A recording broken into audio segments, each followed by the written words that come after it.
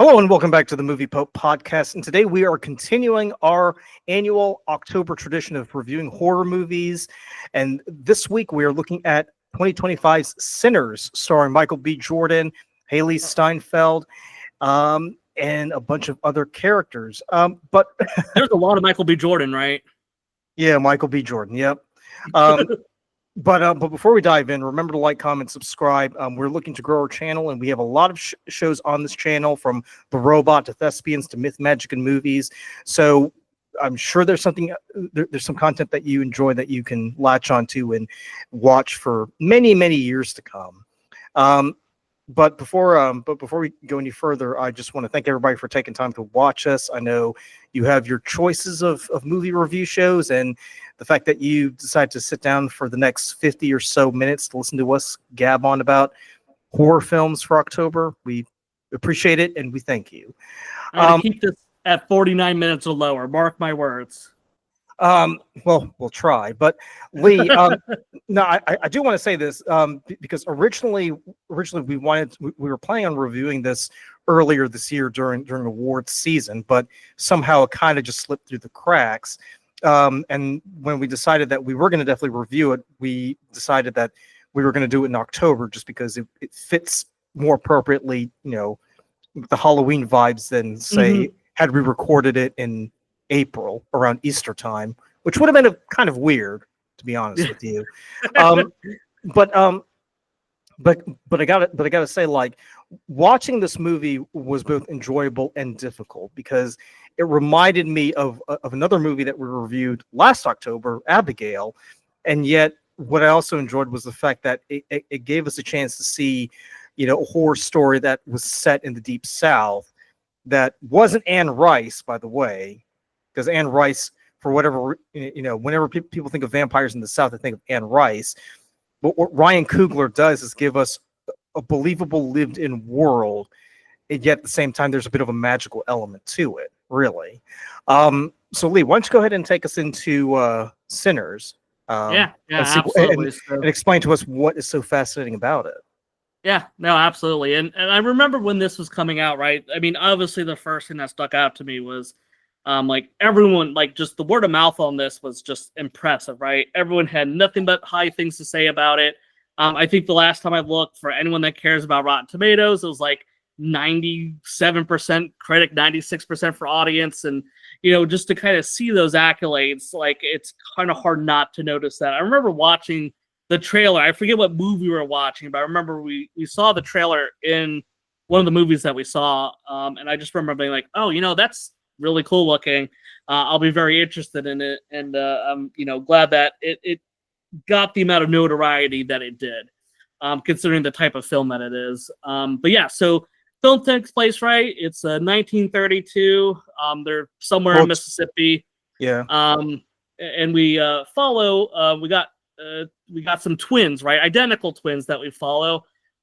We have Elijah Smoke, right? So we got Smoke, and then we have Elias Stack, the Smokestack twins, right? So, but both twins are played by Michael B. Jordan. I'm sure there's a whole lot of ladies in the audience that are very happy to get not one, but two Michael B. Jordans in this film.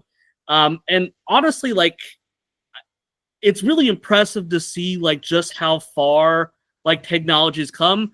Because they were on the screen quite a bit, and I mean, I would swear up and down I could not tell who was doing what, right? Yeah. So I think that just shows how awesome CG work has come. Just the things that you could do to kind of have this character be here and be Michael B. Jordan, because obviously Michael B. Jordan does not have a double in real life, or doesn't have a twin in real life, so they had to do something very interesting here to do that. So. So the twins, they're coming back from Chicago, and they purchase this kind of this old sawmill, wanting to make it a juke joint. So they have kind of bought this, and the whole plan is they want to kind of get this place open later that day, which is really impressive to think about, right? To open a business the same day that you bought the place.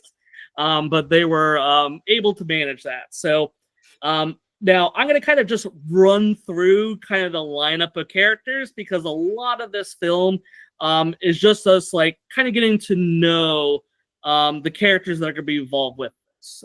So I would say probably the most prevalent, right, would be the character Sammy. Sammy, the preacher's boy, who's a really good blues singer, a guitarist, so really good with that. We have Mary, who's played by Haley Steinfeld. She is Stack's ex-girlfriend. We have the character Annie, who happens to be Smoke's, I guess, kind of estranged wife. I wasn't too sure like how their, I guess, relationship was. It's kind of hard to tell.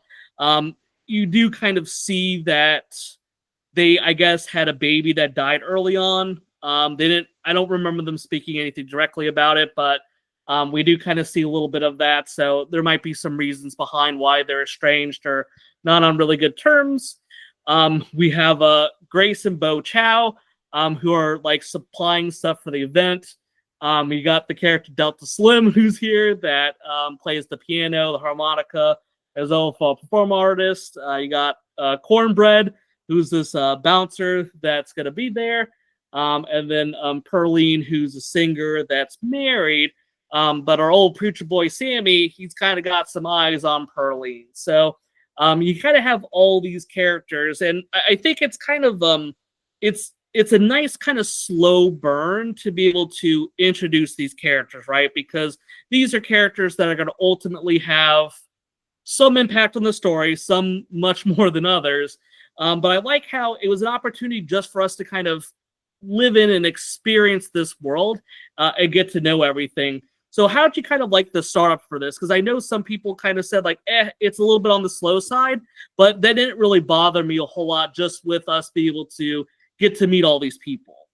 Well, I mean, for starters, you kind of assume that it's just going to be about two boys, starting a joint, where the local Black community can just hang out and be themselves. Because obviously, it's set in the 30s, so during the Jim Crow era, where everybody is kind of segregated. So blacks go here and whites go over there. So obviously, the Smokestack twins, they want to do some good in the community and just want to set up something that's for their people, right?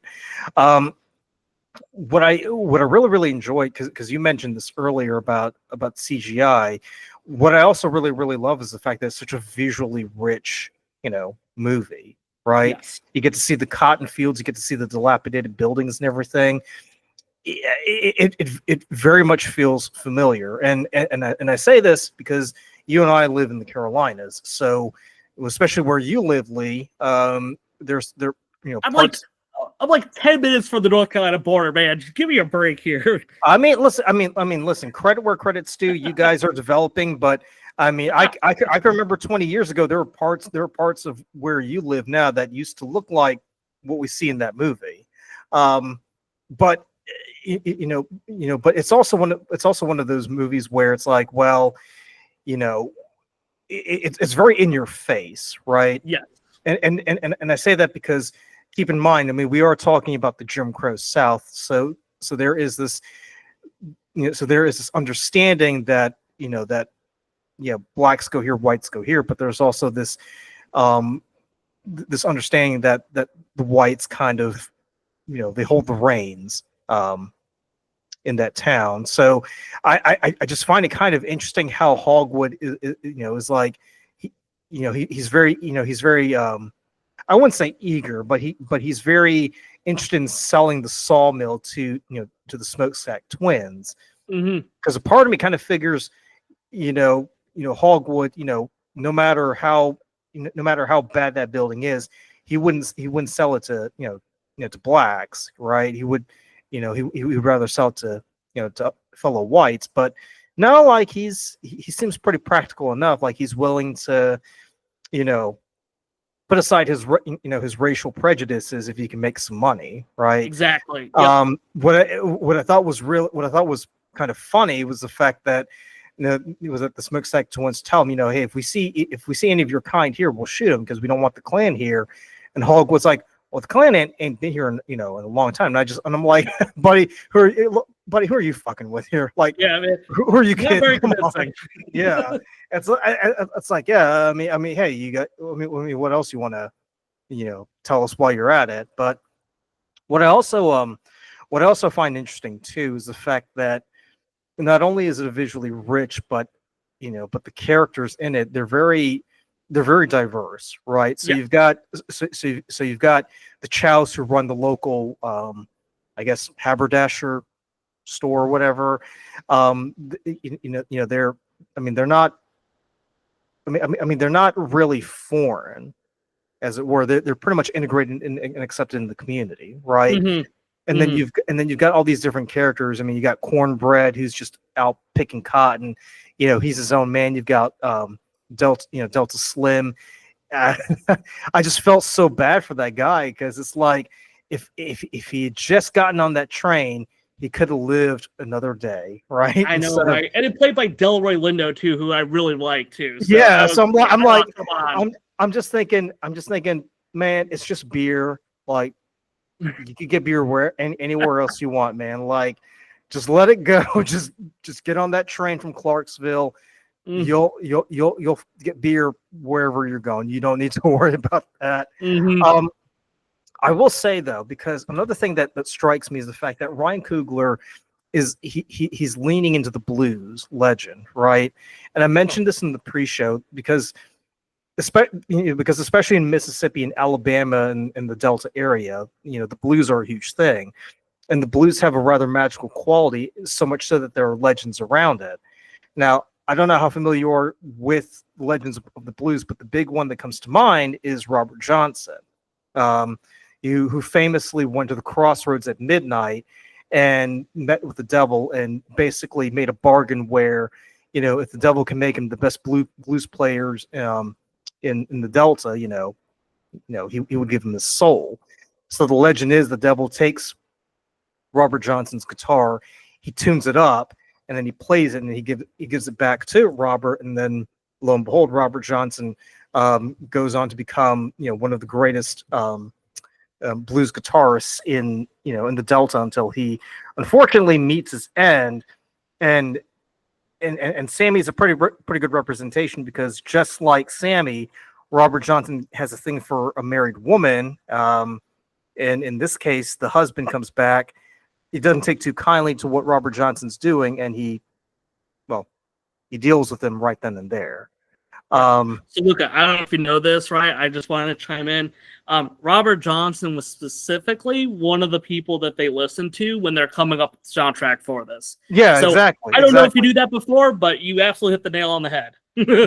but they're leaning into that legend. That's the thing. Yes, Like, they're yes. really, really leaning into it, because and that's what I love about this movie, is the fact that it's not just one thing. It's just it's just grabbing onto different different elements of what I would say. It's very much leaning into Southern lore, right? The folklore of the South, and kind of grabbing bits and pieces and making it its own thing. And that's what I think that's what makes this movie work so well, is the fact that it's not simply a story about the blues, or it's not simply a story about a young man or about two brothers who are trying to make it big or anything like that. It's all these different disparate elements that don't seem to relate, that kind of come together. Because you and I, last week, we did a review of Beetlejuice, and we shit on it pretty hard, Yes. because of the fact Really, that for the subplots, right?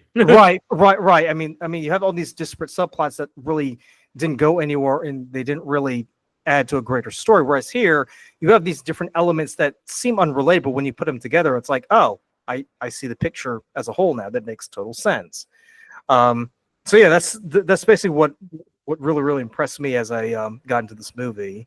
Yeah, absolutely, and I think it's kind of cool, right? So we have all these characters kind of coming together, right? So we kind of see the crew being formed, so to say, as they all kind of go to the juke joint, and as the night falls, right? This is where kind of the performances start. We see the movie, and man, the soundtrack for this is it's good and also super unique, right?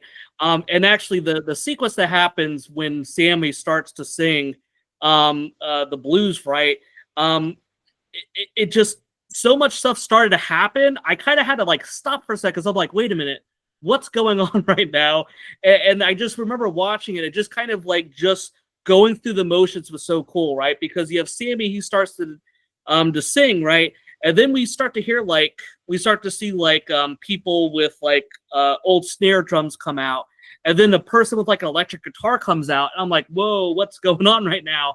And it's so cool because you get all this kind of like blended musical performances that are happening. Because like for them, right, and you talked a little bit about the lore of the South, so to say. For this movie, right, music kind of transcends time, right? It's a place where people can see things in the past and also kind of get things from the future.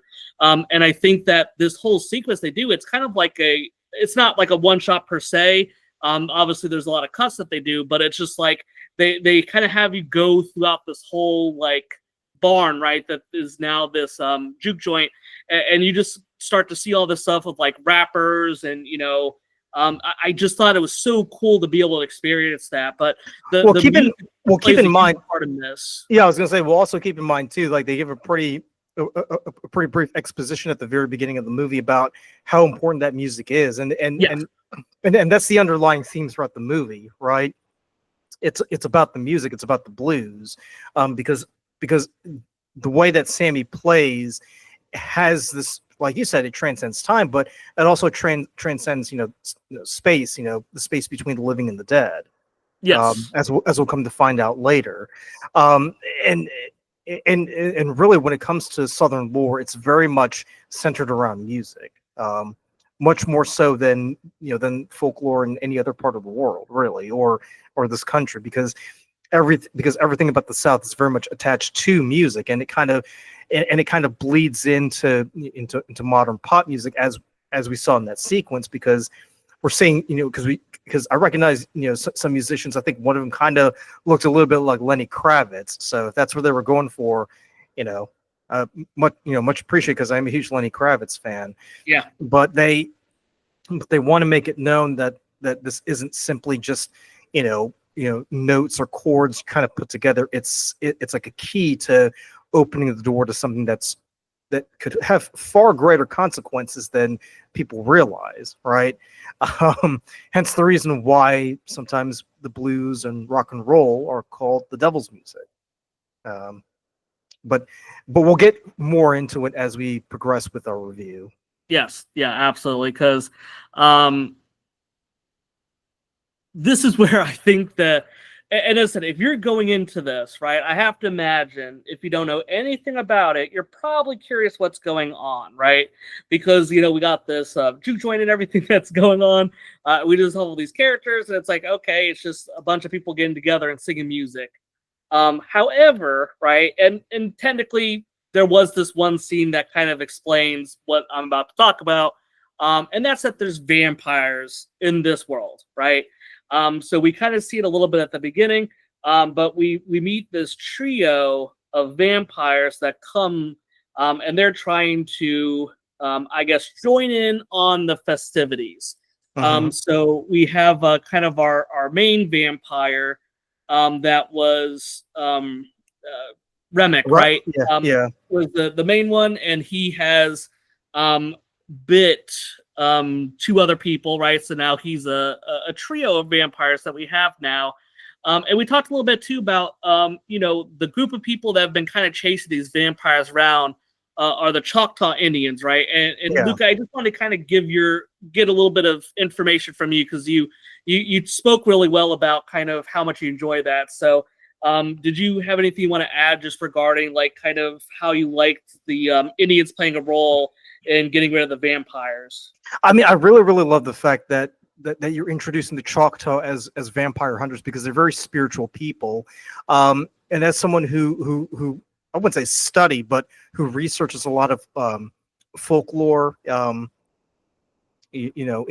this country, the different Native American tribes have this sort of understanding of what the spiritual world is about, right? So they have very distinctive lores and legends about skinwalkers and about witches and witch doctors and what you need to do in order to defeat this kind of evil. So if you think about it, it kind of makes sense that Ryan Coogler would have, Native Americans, or in this case the Choctaw, as vampire hunters, because they're able to see and understand the spiritual world in a far more unique way than had he cast other African American or whites as vampire hunters, because at least for us, coming from a Eurocentric mindset, right, we're very much informed by Christianity, so it's kind of like a monolithic understanding where you kind of have to, in order to defeat evil, you have to go to this source here. So in this case, it's Jesus Christ or God or the Holy Trinity, right? In terms of Native American culture and the way that they understand spirituality, it's far more different, right? That isn't to say that it's ineffective, but they just understand it in a much different way. And I really, really enjoyed the fact that these guys are pursuing Remick and they have their own unique way of doing it. And what I think is so funny is the fact that when the wife goes out to meet with the Choctaw, they're very civilized and they're like, "Look, you got to understand, the guy that we're chasing, if he comes by here, he's going to cause a lot of problems for you." And she's like, and she has this look like, "You better get the hell off my property." I'm like, "Lady, whatever happens to you next, that's on you, bitch." Yeah, right. I mean, because like you start to see like the sun setting, and they're like, "Hey." The Choctaw tribe's like, "We gotta get out of here," right? And they're just like, "Deuces." That kind of confused me a little bit, because I'm like, wait, like, why would they want to flee when the sun goes down? Like, are they afraid of the numbers or what? They kind of confused me a little bit. It is true. Yeah, that is true. That's a good point. I didn't really think about it like that. I guess because maybe they don't know how many there are. Maybe it's just safer. Yeah, that's so that's true. A good point. But then again, they are chasing the one guy, so it's like. It's not like he's been he's been picking up stragglers along the way. I mean, that's true. If he did, they would have been like, hey, they would have gone up to the lady and been like, "Hey, we're chasing like several dozen vampires. Like, if you've seen them, let us know so we can go get more of our homies to go and smoke them." Yeah, definitely. I'm sure she regrets letting him in now. Just goes to show you to watch out for that. So, but yeah, so we have these vampires, right, as they go to the juke joint, and they are attempted to get entry. And if anyone that's follows vampire, you start to notice some, I would say, common vampire lore stuff kind of pop up, right? So we kind of know about the sun, and now we're kind of seeing this idea that for them to enter the building, they have to be invited in, right? So some things that we see quite a bit when we're thinking about vampires, and you're kind of following through. So unfortunately, as the vampires, well, I guess fortunately for us, or at least the audience, right? The Smokestack twins, they have decided, hey, we don't want you here, right? And they kind of rebuke the offer for them to come in. But the thing is that they're not really aware of who they really are. It's just correct. Yes. Yeah, it's more the fact of, hey, you guys have your own thing. Yes. You won't let us into your joint. This is our place. This is for us. We don't want to be jerks about it, but you go do your thing. We're gonna do our thing. And I love, and I'm sorry to interrupt, but I love that fact because of the fact that up until this point, you're still not entirely aware of where the story is going, right? Because for the first, I would say, first 45 minutes or so, it's kind of got a Peaky Blinders vibe to it, right? Because you got these two twins coming from Chicago. They've been doing some shady stuff. Funny enough, they also served in World War One. Because they do reference how they fought in the war.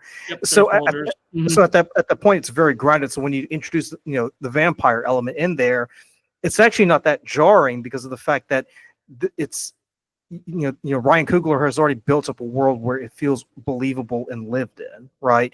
And I don't mean to sound like a broken record, but but when you introduce the Choctaw in there, it kind of lets us know this isn't just a black and white world. This is a world that's full of like different groups of people. Obviously, you have the chows in there, but you have all these different elements that let you know this is a world that you can actually believe actually existed. Yeah.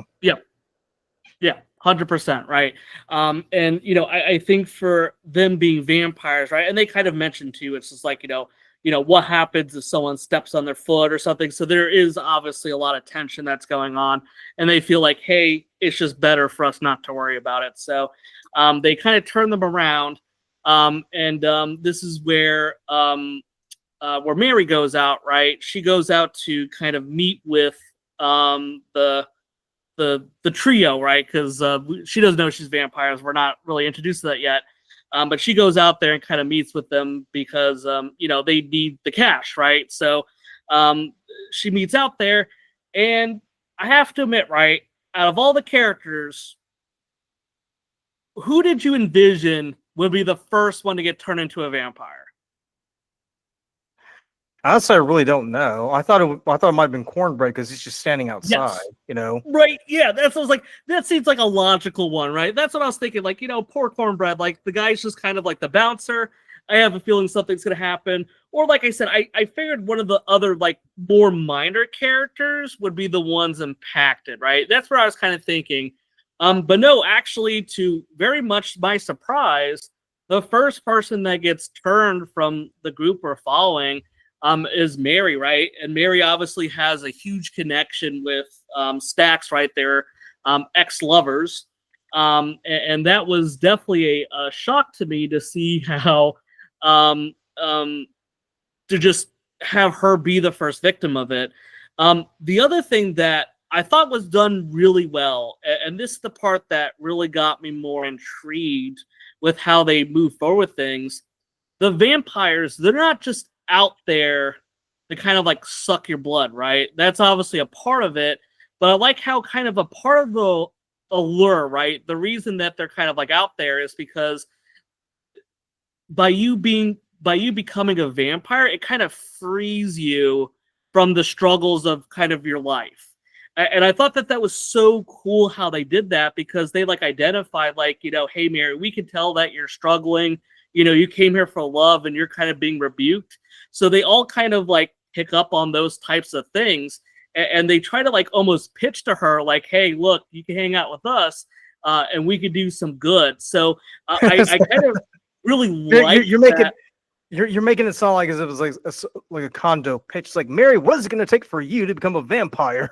Well, it's kind of like their cult almost, right? Like they're kind of like they're preying on people's like weaknesses, their emotional weaknesses, to try to get them to join in. So vampires, traditionally they've been known to be very seductive characters, right? Yes, that is true. Yes. So usually when you talk about seduction, usually it's within the sexual context, right? So think of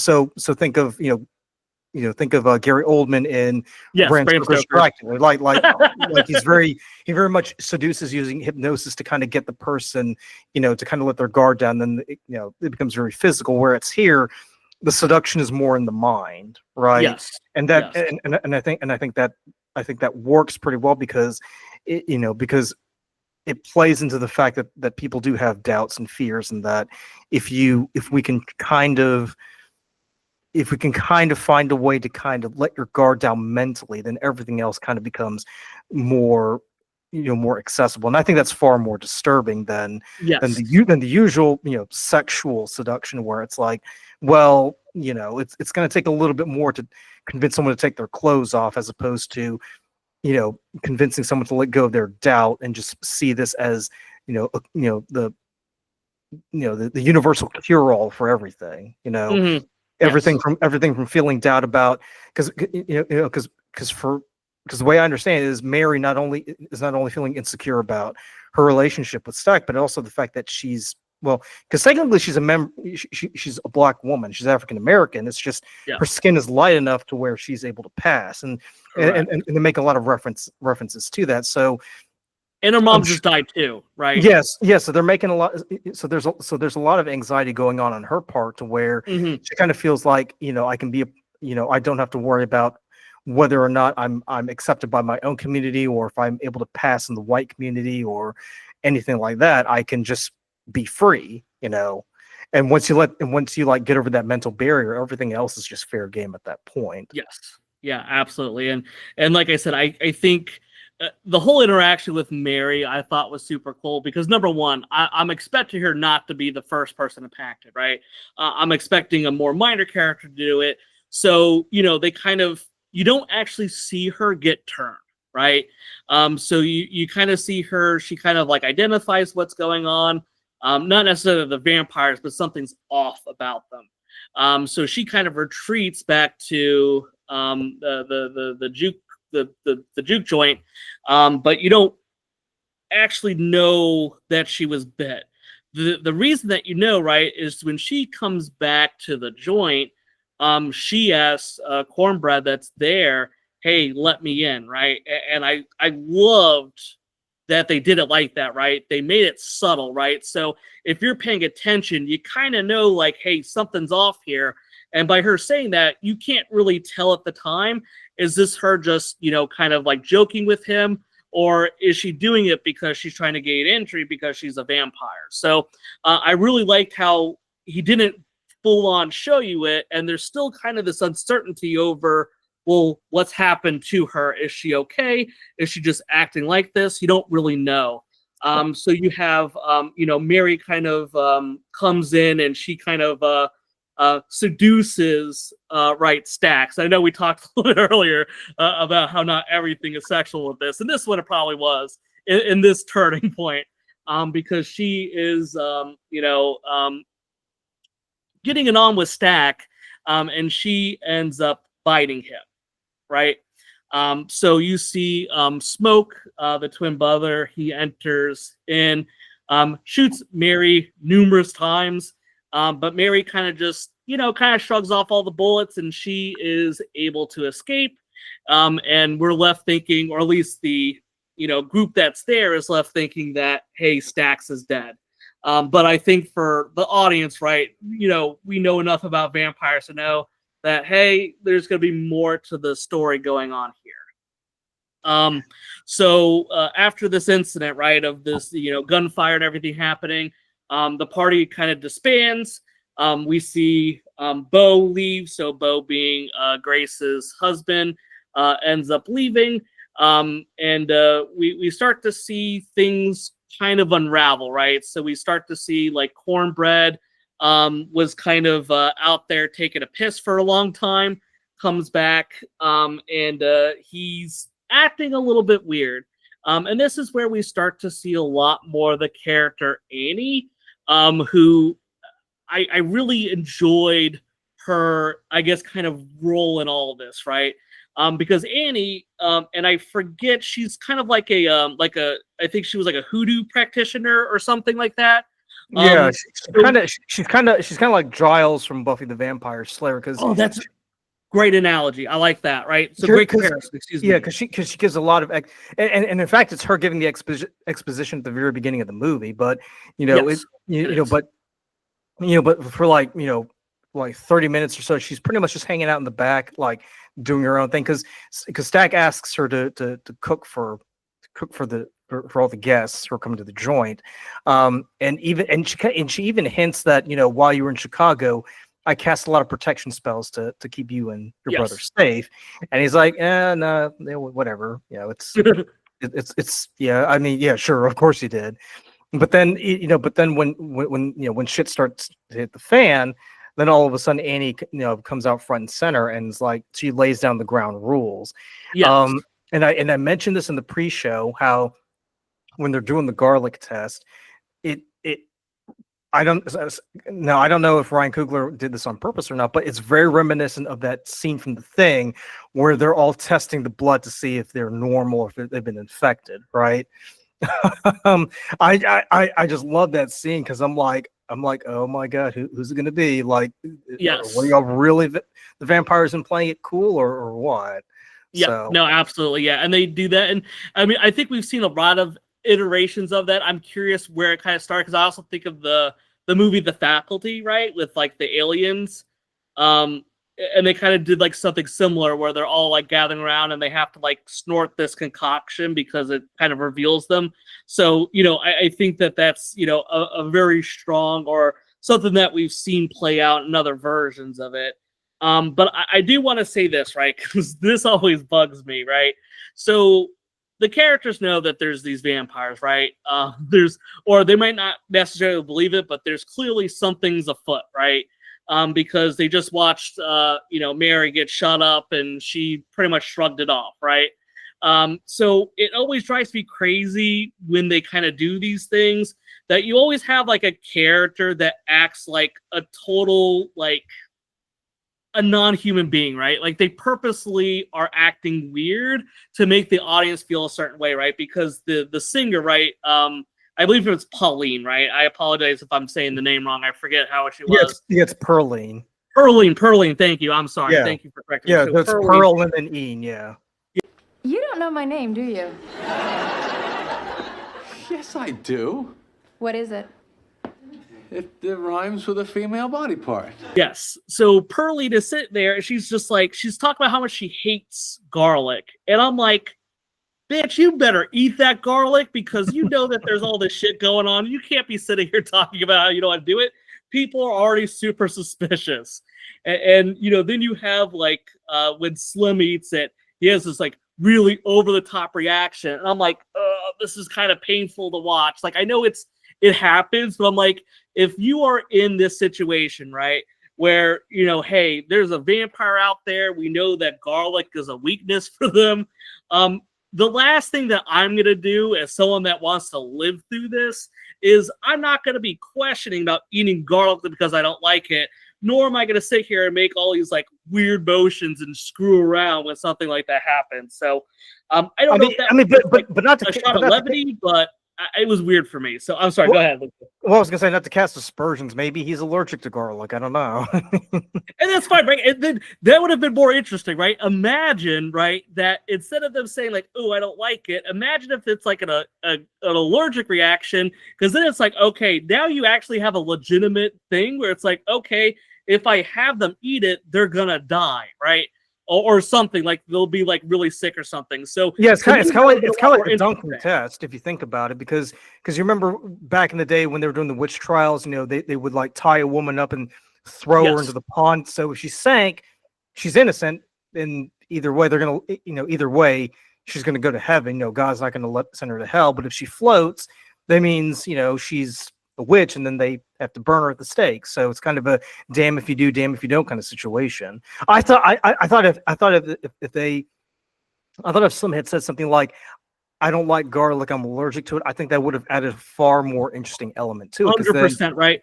Yeah, because they would have been like, so like, is that shit real, or are you just fucking with us? Like, yeah, right. Or like, yeah, exactly, right. Because that to me would have added a whole lot more mystique to it, because then it's like, okay, I can't actually give them this. So now we're always gonna have in the back of our mind, is that character really good or bad, right? I think you mentioned the Thing, right? So, we're always kind of under that suspicion of like, okay, which of these characters is the Thing versus which one's not. So I think if they approached that better, it would have been more interesting, because you didn't know who you're going to believe or trust. But they kept it, I think, a little bit more straightforward, which is fine, but here's another thing that Here's another thing that I have issue with, is the fact that if you see like three strangers come up to you and they're covered in blood, that should raise some red flags for you right there. Oh yeah. I'm just thinking about, I'm like, bro, like, you should have the wherewithal to know that if you're covered in blood, people are going to look at you kind of suspiciously. So yes. I'm not pro vampire, but maybe if you guys took the time to wash up and kind of look clean and presentable, maybe people wouldn't be as suspicious of you as they are now, right? Yep, absolutely. So, I guess you're trying to tell me you weren't a part of Team Edward then, if you're not huge into vampires. I mean, listen, if I had to choose between being a vampire or werewolf, I'm going werewolf all the way. There you go. There we go. Team Jacob Faluca. Proved it on the channel. So, but yeah, so the survivors are, trying to, figure out everything that's going on. They're getting geared up and everything. And I think here's the other thing that kind of bugged me with the film, because I think up until now, minus a few small things, you always have kind of this character that just does something so stupid that I just kind of face palm when it happened, right? Because I think I know where you're going with this. Yes, right. And we had the character Grace, and like I said, just to be clear, right? Like, I understand her emotions, right? So her husband has been turned into a vampire. They have threatened her daughter, right? So I understand that she's gonna be pretty pissed off, right? I get that.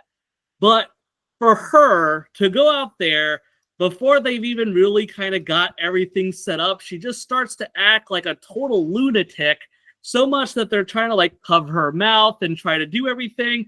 And then she just blurts out to all the vampires, hey, come on in, right?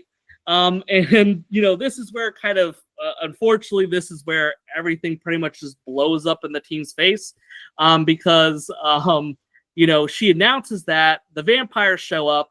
I did kind of like that the group, as soon as she did it, the group is just like, okay, well, it's time to buckle down. We got no choice now. I like how they didn't sit there and like kind of squabble afterwards, because it's like, once you screwed up, you screwed up. You just have to kind of move on to it. But this is where like all the vampires come in, and this is where everyone starts dropping like flies. But I just wanted to say, like, God, that just drives me insane when you have a character like Grace that just is there. And I mean, like, you don't even have a plan. Like, come up with a strategy, right? Try to do something. I understand that you're worried about your kid, but the worst thing that you could do in that scenario is sit there, not have a plan in mind, bring everyone in, and then what's going to happen, right? Like, maybe you get turned, and then, how are you going to feel when you have to turn your daughter or something into a vampire because you went in with no plan? Like, I just hated that. So, I don't know. I'll let you talk about Grace here for a second if you want to add anything, but I could not get over her shouting that out and having all the vampires come in like that. Well, you and I had this discussion before we started taping. So the thing that kind of confused me was the whole entrance thing, right? Because because they mention, because Annie mentions that the vampires share a hive mind, right? Yeah. So my thing is obviously Remick, at the very beginning, he and his his little crew, they try to get in, they can't get in, they're turned away because they're not invited. Mary goes, she does whatever it is she does, and then she gets turned, and then she asks Cornbread to let her in, and he does. Yep. My thing is that because when Grace says, you guys can come in, and they all come rushing in. My thing is that wouldn't they have been able to come in a lot earlier? Because if they're sharing a hive mind, obviously they're all thinking alike, right? Mm-hmm. Wouldn't it stand to reason that if Mary can go in, so can all the other vampires? Because remember, Stack gets turned while in the joint. Yeah. So wouldn't that technically mean that they're already in because one of them is already one's got invited in, and then the other one got turned while in the joint. Yeah. So I'm assuming, because we later find out that it's not just an individual invitation. It's like, if you say let in, yeah, come on in, and there's like 100 vampires and they all come rushing in. It's not like the vampires are forming a queue, 5 blocks long, and Grace is saying, okay, Remick, you can come in, you can come in, you can come in. No, you can't come in, you can come in. That kind of thing. You know what I mean? Yeah. So it kind of made me scratch my head as I was watching, because I'm like, so Grace says, come on in, and all the vampires come rushing in, Mm-hmm. but they weren't rushing in when 2 of their own were already in there. Yeah. Not you to know what I mention, mean? like, what's the range on that, right? Like, can they audibly hear it? Does that mean it's okay? What happens if she was not talking to the vampires directly, but maybe to somebody else? Like, there's just the I guess the whole element of you get invited in, I feel like has a lot of ways for that to be maybe cheated on. But that's what I'm saying, though. That's what I'm saying. Yeah, because of course, if they share a hive mind, because we've seen it. If they share a hive mind, I mean, I'm assuming if Mary hears it, then everybody else who got turned by Remick hears it, and then they're like, oh, okay, so because she's part of us, and she and we're part of her, then by de facto we can all go in. Yeah. So I don't know. It's just one of those things that just made me sit there and scratch my head and just wonder, okay, what the hell's going on here? Yeah, no, I totally I'm on board with you. I agree 100%. So, but yeah, so now that they're invited by less than I would say consistent logic, everyone kind of enters, and our group starts to quickly drop like flies, right? So, Annie ends up being kind of turned rather quickly in this altercation.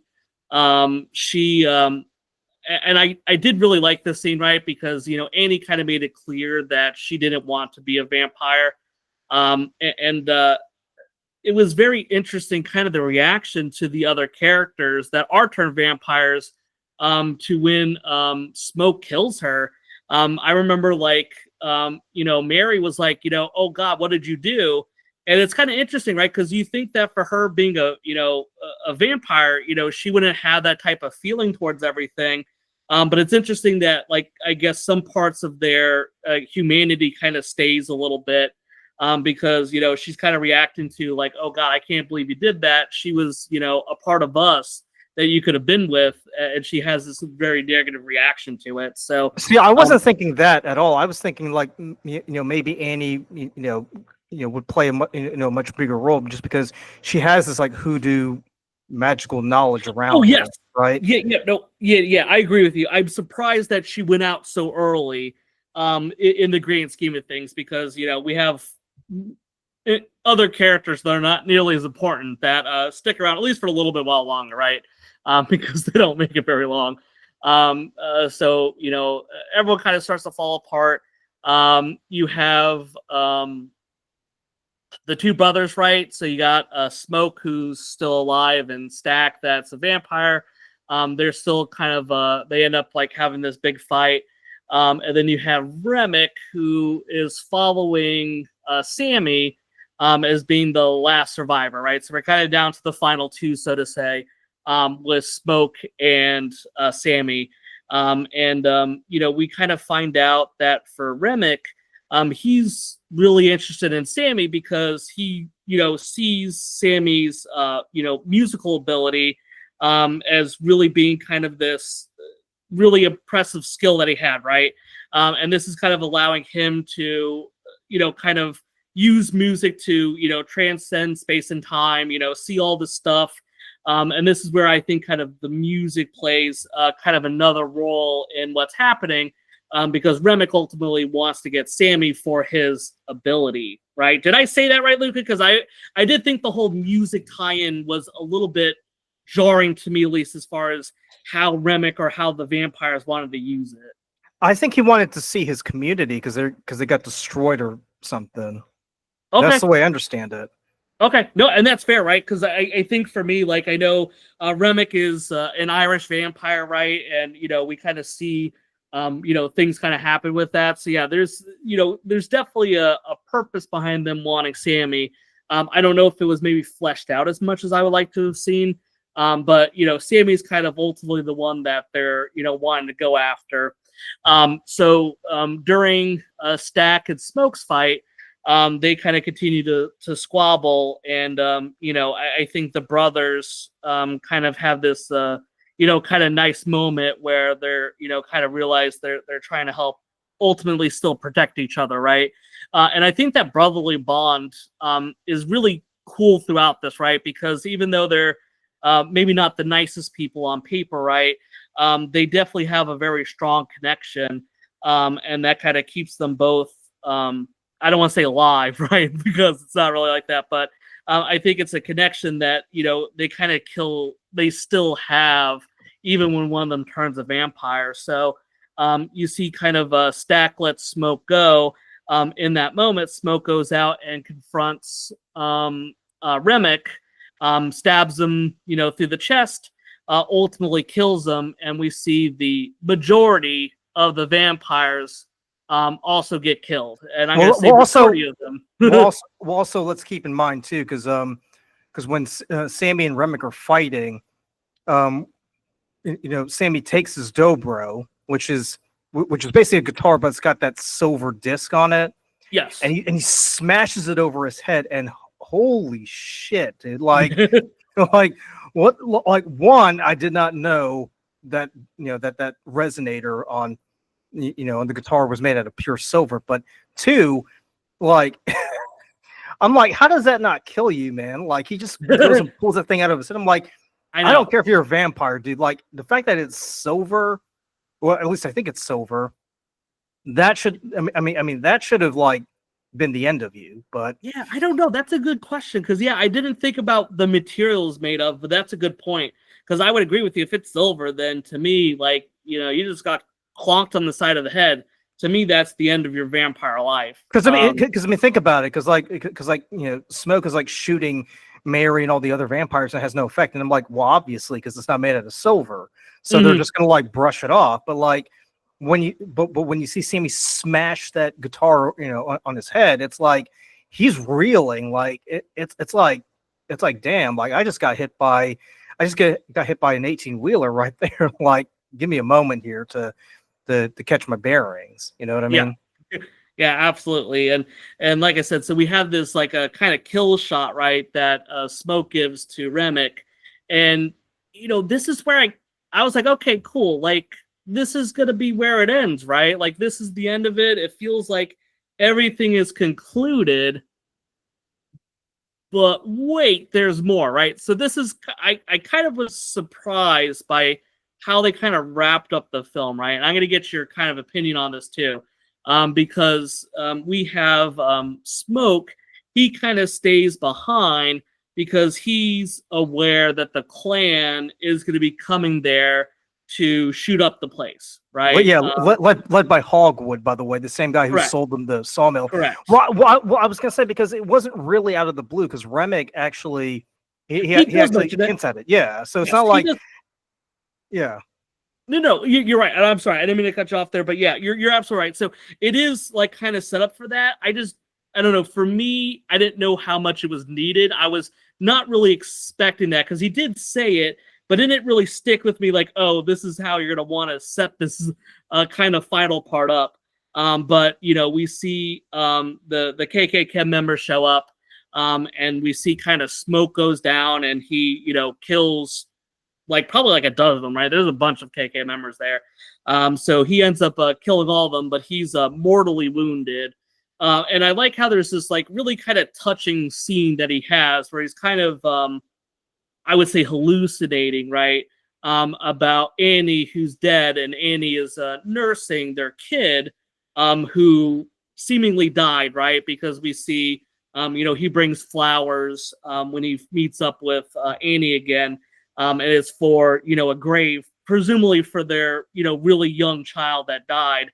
And I thought it was a really touching scene, right? Because, for him, he really wanted to be with Annie and, he sacrificed stuff for her. And you kind of get the feeling that the baby dying really kind of drove a rift into the relationship. So I kind of like how he kind of went out guns blazing, so to say. Because I think that he ultimately, wanted to be with Annie in the end. So I kind of like that, even though I still kind of felt like I wasn't prepared for them wanting to kind of end it like that. So what did you think about, I guess, that setup? Did you see that coming? Were you okay with how kind of Smoke ended his, his time on this earth? Well, I wasn't entirely surprised, but I was just a little shocked that they included it in the movie. Yeah. I thought Remick would have mentioned it, and then that would have been the end. And if you think about it, kind of reminds me at the ending of Night of the Living Dead. You remember? Because after surviving that horrible night of a zombie horde, I forget what the lead character's name is, but he gets shot by a rescue party. Right? I know, right? It's brutal ending. And if you think about it, I think Coogler kind of did that on purpose to kind of mirror what's going on here because as you'll recall, Night of the Living Dead was made in the '60s. So we're still talking about that period where Jim Crow is starting to go away, but not really. Mm-hmm. So it's just one of those things where it's like at the on the one hand it's like, does it really need to be added to the story, because the main story was just surviving this vampire attack on this juke joint. But at the same time, it's like, from a creative standpoint, if if these were movies that you grew up with and that you really enjoyed, and if you felt they kind of speak to a specific message that you want to convey, then by all means include that in there, right? Because again, I'm not going to cast aspersions on what Ryan Coogler was doing. I felt like whatever his reasons are, they're pretty good, because at the end of the day, it's his movie, right? It's not like you and I are like peering over his shoulder and tapping him saying, "Oh, Ryan, do you really need to include that in there? Because it would be a far more enjoyable story if we didn't find out what happened at the end." But Yeah. listen, for what it was, I kind of enjoyed that gunfight at the end. I thought that was pretty cool. And it also kind of like gives off this vibe that there's that for someone like Smoke, they're fighting evil, both in in the ordinary realm and in the supernatural realm. Yeah. So Nope, I agree. So, yeah, just like I said, it was a little bit jarring, right, to see it. It just kind of felt like maybe a little bit superfluous, but I understand, especially in that time frame. Obviously, I think a strong moment there for Smoke to go out guns blazing, so to say. So we kind of have that, and then really the ultimate ending, right? So we have kind of like the credits roll, and we see Sammy, and we kind of fast forward. I think it was like 60 years or something. Sammy's now obviously much older, and he ends up being greeted by none other than Mary and Stax, who both survived the encounter, and they kind of meet up with Sammy there to try once again to turn him, but Sammy continues to kind of decline. And they all kind of like reminisce about that night and how it was probably the best night of their life for all of them. And I thought that was a very interesting way to kind of wrap things up to the overall story. But I think something kind of cool to add in because, I think for Sammy, right, he's kind of the preacher boy.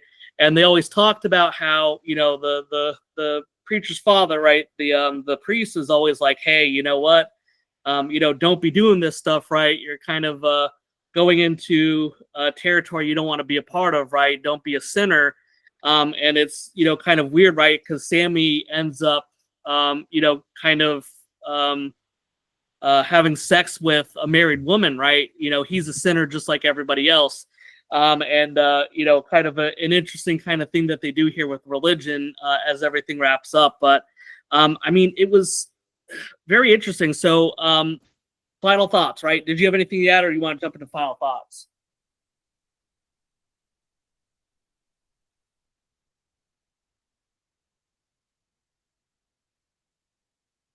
Sorry, Luke, are you there? yeah, so what I really okay.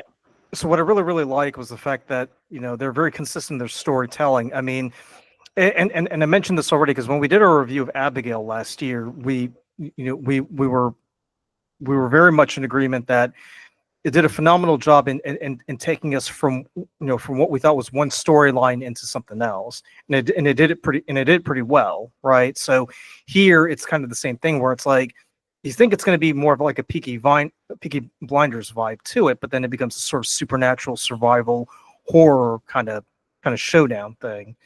What I will say, like, and it's not too big of an issue, but I just felt like when it comes to vampire lore, I felt like there were just some things that kind of confused me a little bit, but that again, that's just me being a bit pedantic here. What I really do appreciate is the fact that they're digging into Southern lore and they're kind of interpreting it in a way that that makes sense, right? And I'll even give them credit for this. Like they don't pull any punches; they tell it as it is, right? They're not depicting the 1930s South as like a utopia where everybody's equal. Like this is a pretty racist society. This is a society where if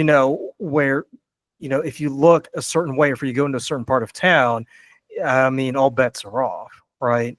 And it comes to no surprise that Hogwood, even though he sold the sawmill to these guys earlier in the day, he comes back the following day and decides, I'm just going to kill them. I'm just going to like intimidate them and scare them, and them's the breaks if anything happens. Now, the thing that kind of confused me was did he go there just because he didn't like them, or was he suspicious that they were doing something illegal? No, I think the way I always understood it was like he kind of mentioned that the one of the guys that got turned right at the beginning, he was related to Hogwood and he was a part of the clan. So I think he always was going to do it because he was a part of the clan. So I think the Bert, right? He was a Hogwood's nephew, so he had like all the memories of everything that was going to happen. They already knew they were going to be doing it. So yeah, I think that was always his plan, no matter what. Okay, so so he's going to take their money and yet Yep. dispose Yeah, of them. right.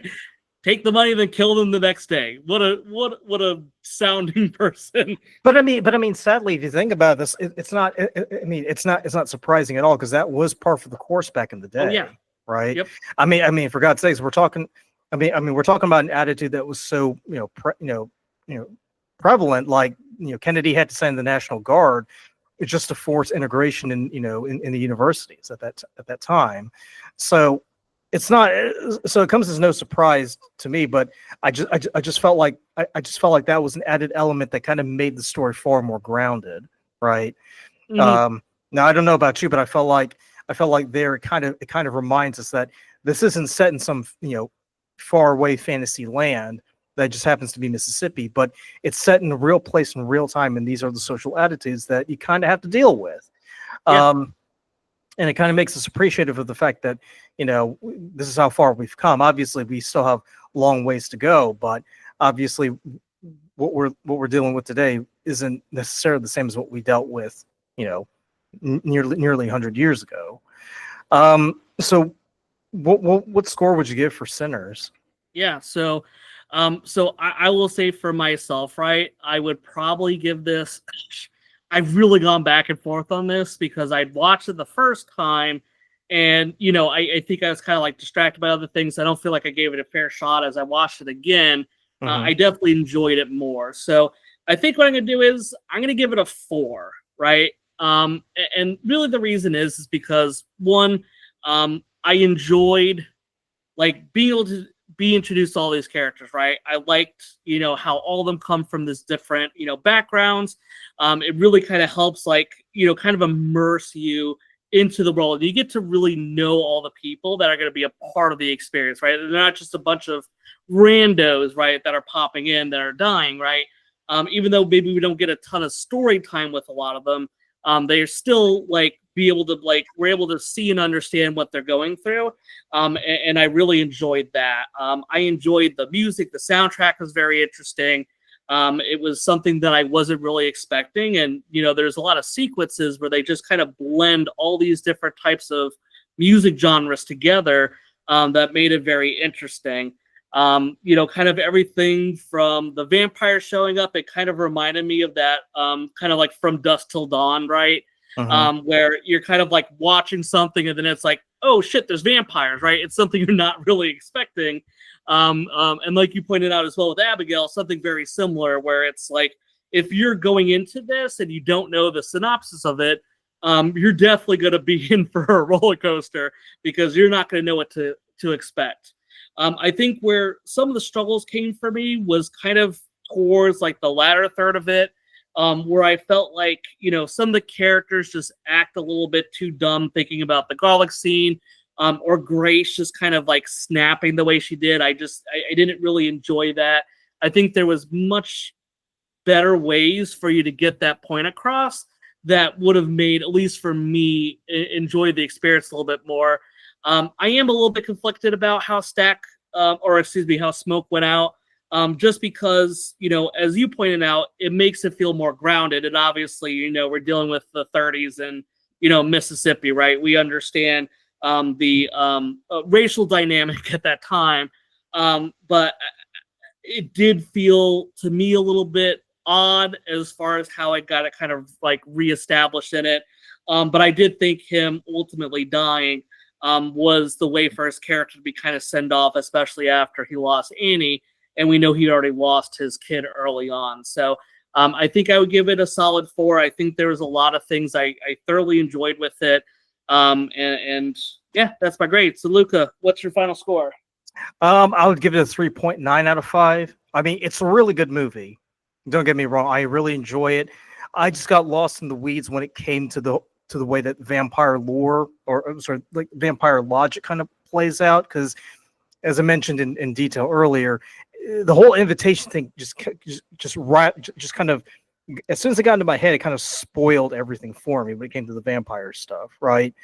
But everything else just works so beautifully. I think the scenery, the shots, everything was just perfect, right? Yeah. I mean, Great for performances too, right? I mean, to say the least, yeah. I mean, the performances were great. Michael B. Jordan gets a shout out for the fact that he's playing two different roles, right? Mhm. So that couldn't have been easy, no matter how seasoned you are, you are as an actor. I was also going to say too, Haley Steinfeld, she did a phenomenal job. Yeah. I was a little bit Mhm. hesitant because because she's technically playing an African American woman with really really light skin, but she managed to hold her own on that one, I think. Yeah. I was going to say too, I think the unsung hero, or I should say the sung hero, was Sammy, really, Yeah. because the I mean, unless someone was like dubbing his parts, I truly believed he was playing the blues, right? So shout out to Miles Caton for his performance as Sammy.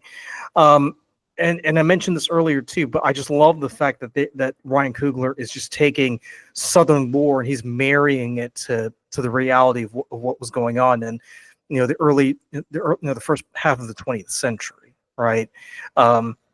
Me being a huge history fan, I really really just enjoy the fact that we're seeing something that's very real. It's not sugar coated or anything like that. I do have an issue with Grace though. I felt like out of all the characters, she was the one who bothered me the most. Because yes, I do understand that she did this because she wanted to protect her daughter, but man, like, use your head, woman. Like, for God's Yes. sakes, like, I mean, because remember earlier when she saw her husband, she was like, "Oh, I'm just gonna go out and greet him." I'm like, you do realize he's standing all by himself while another guy is getting eaten out, right? Yeah. Like, that doesn't register with you at all, lady. I'm like, okay, that's fine. I mean, I guess you're as dumb as a box of rocks, as they say. Mhm. I will also take issue with the fact that Remick is supposed to be an Irish vampire, but he didn't have an Irish accent, unless it was very, very, very subtle, right? Because there were moments where I had to stop and rewind. And I'm like, I just don't hear an Irish accent. Like, did you hear anything at all? Like in terms of an Irish No. accent? No. I didn't really hear it. I know it's which is like, I mean, I know Jack O'Connell. I think he was born in England. I don't know where he was raised or where his life and everything was. So, but no, I would agree with you that didn't really get the vibe of that. But you are absolutely right that I he mean, is for God's supposed sakes, to be Irish. Leonardo DiCaprio made an effort when he did Gangs of New York. Are you telling me like you can't bother to put on an Irish accent? I will also say too. Now I'm going to be biased here because I am a blues fan. I'm a fan of the blues and jazz music. So when Remick does the whole performance thing with his cohort of vampires, I felt like it was really unnecessary. Like, you could have trimmed that out, and the movie would have progressed a lot faster and a lot better. I just Yeah, didn't. I just didn't think it was needed, because I mean, if it's centered around the blues, then please focus on the blues. I don't need to hear an Irish jig all of a sudden. Like, what? Like, what is I it? did like the performance, but I agree with you. Right, the music was very. It was both critical, but then I felt like a little bit inconsistent with how they wanted to go about it. But I mean, I'm being a little bit nitpicky with that, but I agree. Even though I really like the performance, I think the Irish song was really cool and everything. But yeah, it definitely does clash with the idea of this being more about the blues more than anything else. Yeah, and another thing too, because I don't think I mentioned this already. I think just the fact that you've got that you've got Remick, running around and controlling all the vampires, and they're just doing all these things, just going out eating all these people. I mean, did you really have to just like go into that one spot? Like, what was it about this particular? I know they're going after Sammy, but I'm like, you could have just like waited. Like you didn't have to attack them that very night. I mean, That's true. I think it would have been a far more interesting movie if they were like playing mind games with them. They just Sure. like because my issue was like like someone gets turned and then you see them as a vampire, right? I think if they'd spread the story out over the course of a few days rather than just the one night, then it would have added more tension because then you have no idea who's turned or not, right? Yeah. Because Yep. Stat could have run into Cornbread and Cornbread would have been like, yeah, I'll come by, and then and then they start mingling with the crowd inside the juke joint, and you're like, holy shit, like what's going on here? I have no idea if I'm dealing with a normie or if I'm dealing with a vampire. So Mhm. Yep. I felt like the whole element of it taking place over one night, I felt it was a bit rushed. Also, I find it kind of unbelievable, and I don't know how you feel about this.